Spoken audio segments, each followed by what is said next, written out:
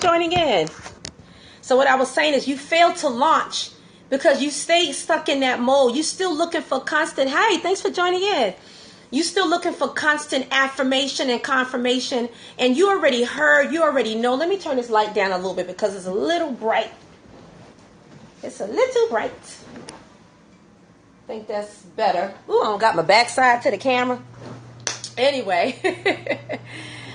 So yeah, I call it a dumb spirit because for a moment, I was talking with somebody about their call and their gift and their purpose, and they heard over and over again, received countless confirmations, affirmations, and I'm like, I don't know what else to tell you. That's a dumb spirit. You already know what you're supposed to be doing. You know what you call. You said you received confirmation. You dream it. You ate it. You have a client who was there. You ate it. You sleep it. You drink it. You vision it. You have it right there. That's fear. But you're not moving. And it's like, oh, can you not see it? God is doing a new thing. Can you conceive it? Oh my God. So I call that a crisis coaching moment. I think I'm going to add that in my repertoire.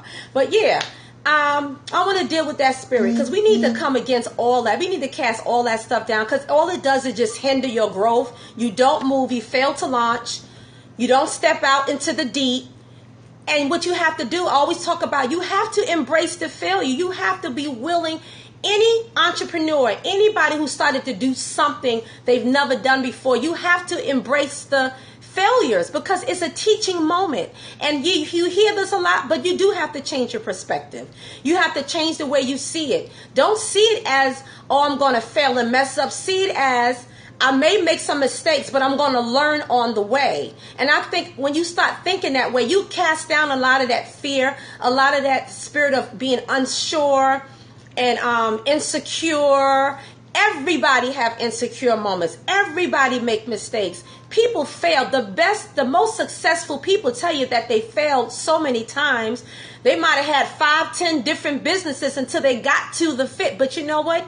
In each of those, in every part of their journey, it taught them something that they're able to bring with them to when they get to their purpose, when they're actually operating in it. So they have a wealth of knowledge and experience, and it's okay.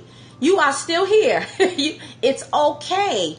And so we can't hide behind that spirit of false humility. The reason why I call it that, because sometimes we think we're doing something, we're called to serve and support. And some of us are. Some people are gifted to support. We all need, for those who are leaders, you always need somebody behind you, beside you, to support you, to undergird you, so you can be your best self, because we can't do everything.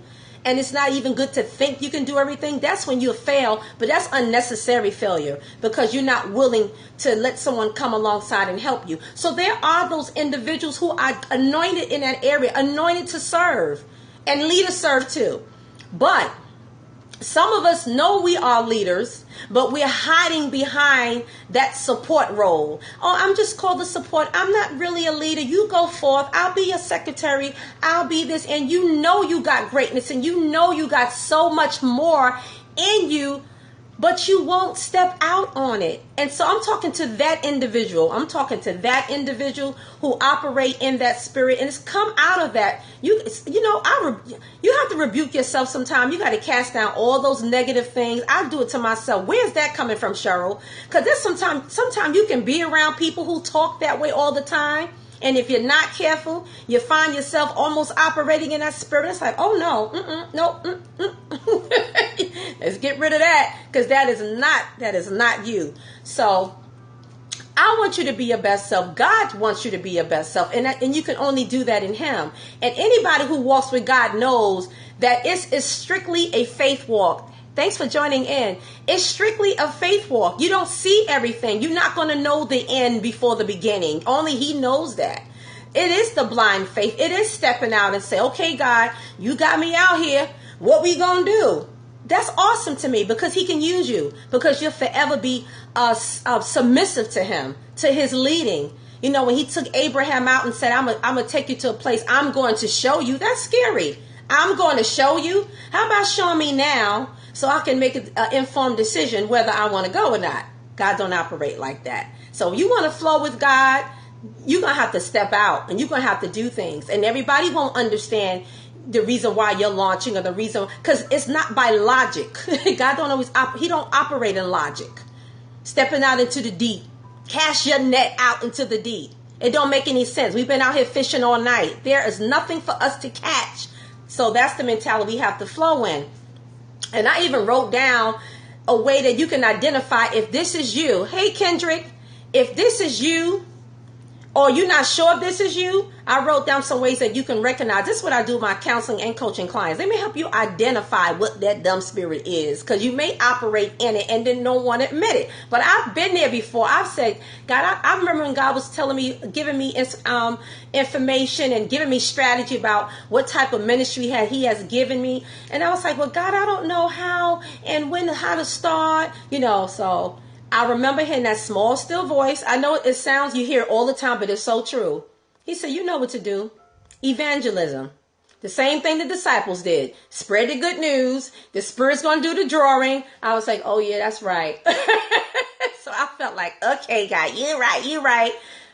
Been in the Lord since I was young, know what to do, know how to do church, all that great stuff, ministry. But sometimes I know sometimes we just want to hear it. We just need that. We feel like we need that little extra pat on the back, but you already know it. You already seen it. And some of you already have this strategy. You already have your instructions. You already know which way to go, but you're sitting, you're still looking for, I don't know. Some of us need to be pushed. And that's why you have your people, your pushers, your cheerleaders. That's why you have those coaches who call themselves purpose pushers, because sometimes we do need that. Sometimes we need somebody to push us out. Sometimes we need somebody to help us jump into the water. Now, I don't know how to swim. So for me personally, I need somebody who is sensitive to someone who has phobias of water. But some of us learned how to swim when someone just dropped us in there. Now, we all different. But some of us, it takes that type of method to get us going. I'm just going to put you out here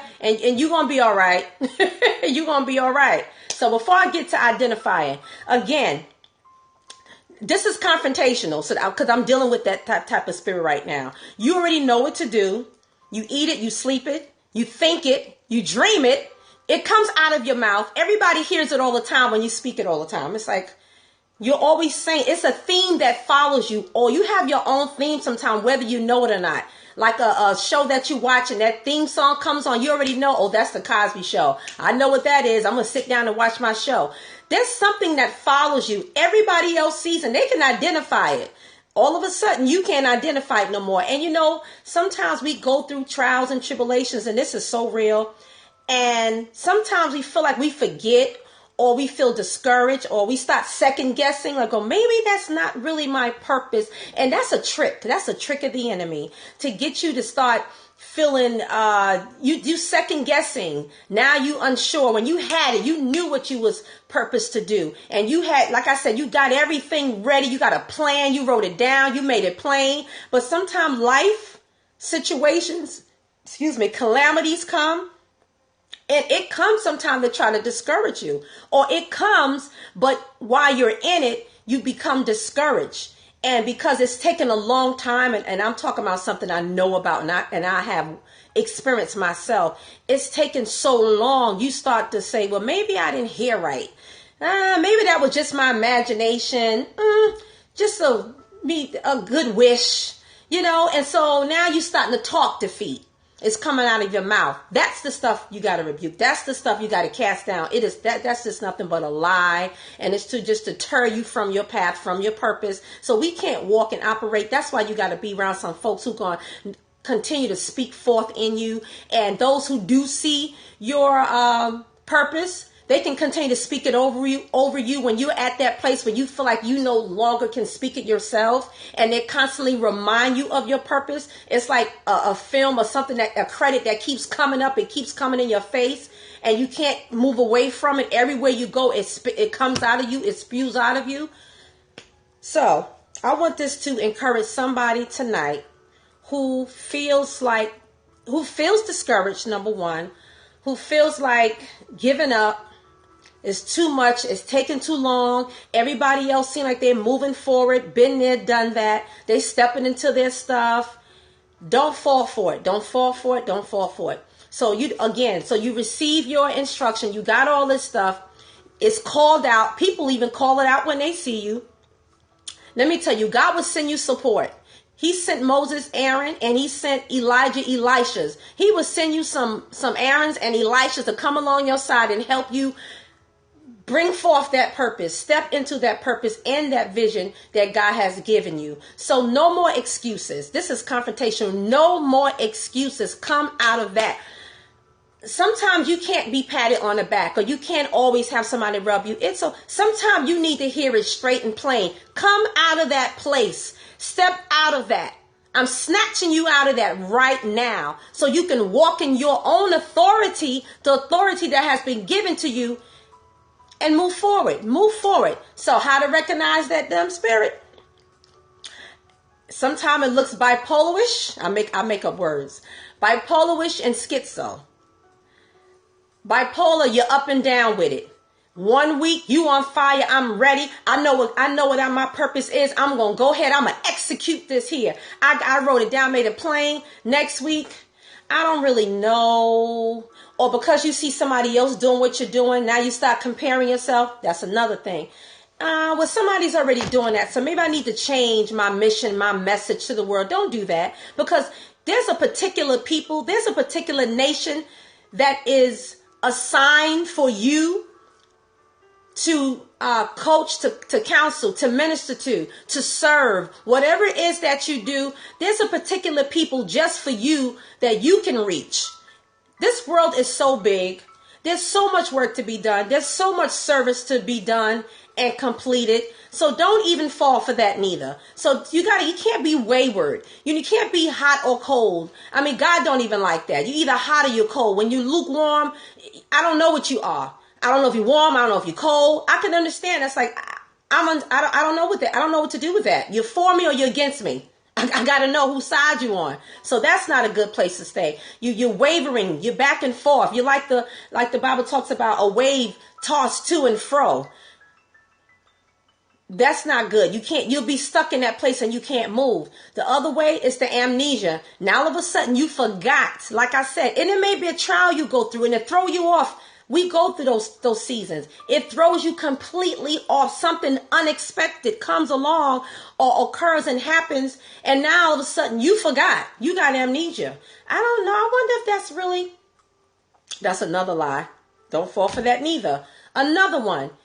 You start appeasing others. Again, that goes to like the spirit of false humility. You do things to please others and make others happy. But then you're suppressing your own self. You're not being yourself. You're not being your authentic self. So you stay hid. And so you can't grow that way. You'll never walk into your purpose that way at all. You just be forever invisible, basically. Invisible, and no one be able to see you. You got to come out of that place too.